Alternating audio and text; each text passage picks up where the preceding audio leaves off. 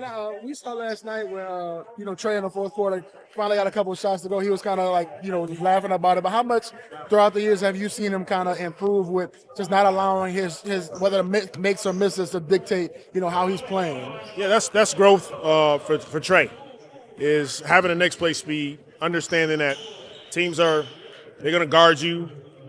They're going to try to close out to the three-point line, make you put the ball on the floor, continue to play through it, make the right plays. His shots will go down. His teammates will find him. I thought that was, even though he didn't have the offensive game that he wanted to have last night against the Spurs, I thought it was a huge step in the right direction. And just overall, where have you seen Jose kind of improve the most as his role has grown throughout the season? Jose takes advantage of the opportunity in front of him. We just talked about it. He's playing fast. Defensively, he's picking up full court. He's causing havoc, getting steals and deflections. He's walking on the floor, trying to get his teammates involved, and when he has open opportunities to score, he does it. I thought he played a big role in us in that third and fourth quarter, making a comeback and then pushing forward from there. Really, over the last month, Zion's numbers per 36 minutes are incredibly similar to Shea, right? He's an MVP candidate. We see what he's doing on the court, but can you describe what else has improved, where he's taken steps forward, like maybe in terms of leadership, especially since some guys have got down? Yeah, I mean, he's more vocal in the locker room. He's more vocal with his teammates. Him and Daniel Bove are putting in a ton of work behind the scenes. But, talking to him the last couple of days, he really wants to take a step defensively in the right direction. And you can see that on the floor. He's really mindful about switching screens, guarding the ball, finishing possessions. And I think that's another step in the right direction for Z. And we're going to see a lot more of him guarding point guards, a lot of the quicker guys on the perimeter since you're going to bigger lineups?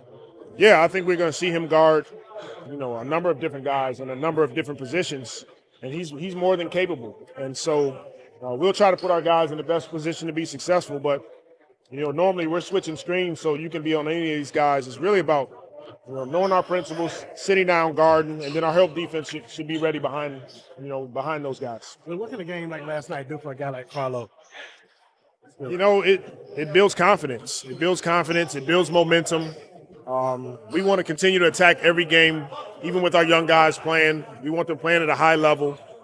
Last night was evident with Karlo, Yves, Jordan Hawkins stepping on the floor. All three of those guys being huge contributors to our win. And now let's see if we can do it again. And that's the consistency part of it that we want to see is you do it one game, can we be greedy and come back and do it again? Kelvin had minimal practice time before he played his first game.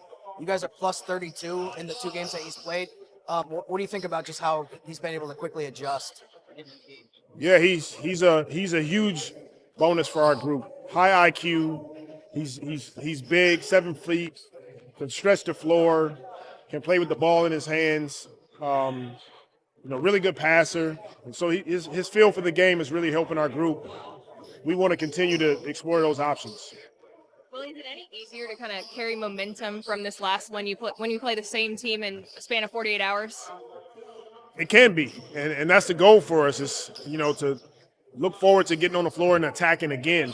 They're going to make some adjustments, so we have to be prepared to step on the floor, play our game, and then make adjustments as well. And so it's going to come down to, sticking with our principles, executing on both ends of the floor.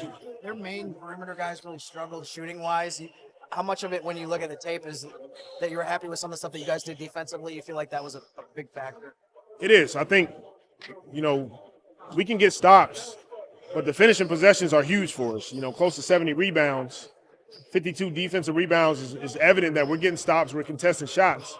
Now we're giving ourselves an opportunity to go down and score on them. So much of the same the next game is what we have to focus on, getting on the floor and executing in those concepts. And when you get 69 rebounds, I think that's the most this team's had in last 5 years. Is that like further proof that you should stay big and maybe all this talk of small ball that we've peppered you with last few years, maybe going bigger is probably maybe the right way? There's times where we need to be bigger on the floor. There's times where, you can be sort of a smaller unit. The goal for us is, though, no matter who steps on the floor, it's bringing a level of toughness and aggressiveness that allows us to play our style of basketball. And there's times that we've been small this season, but we haven't been physical. And so we want to move forward in those directions and make sure we're implementing those concepts. There are a few numbers floating around now about, how Zion's getting double teamed way more than just about everybody else in the league. You've seen a lot of great players. How unique is his ability to still get it done with 2-3 guys coming at him every night? It's incredible. What he's able to do on the floor, even in the limited minutes that he's playing, it's incredible. It's a credit to the work that he's put in to put himself in this position.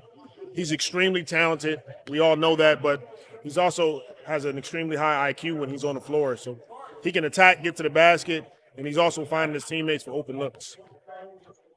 Thanks, guys. Thank you.